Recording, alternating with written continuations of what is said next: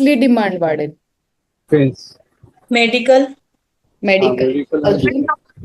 Defence, defence. Food food FMCG,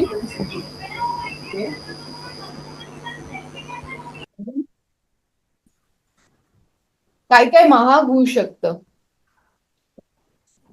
inflation overall वाढतच ना. FMCG. FMCG बरोबर आहे. मग आता तुम्हाला कसा स्टडी करायला लागेल ह्याच्यामध्ये? जर आपण पहिल्या दिवसापासून जो स्टडी करतोय, आज आपण 4था-5वा दिवस आहे आज आपल्या सोबत. सो जर मला मला तुम्हाला सांगायचं असेल की आता स्टॉक असे सिलेक्ट करा की जे येणाऱ्या दिवसात वाढू शकतात, तर तुम्ही कुठल्या पद्धतीने स्टडी कराल? हा तुमचा होमवर्क आहे.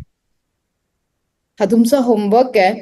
तुम्ही मला उद्या सांगणार आहात की शीतल हे स्टॉक, हा सेक्टर, ह्याची डिमांड वाढू शकेल. आणि आता जर का डाऊन मार्केटमध्ये, म्हणजे जेव्हा मार्केट गॅप अप ओपन होत आहे, रोज मार्केट खाली येत आहे, अजून वर्स्ट सिच्युएशन आली तर अजून खाली येईल, त्यावेळेस हे जर स्टॉक उचलून घेतले आपण तर फायदा होईल.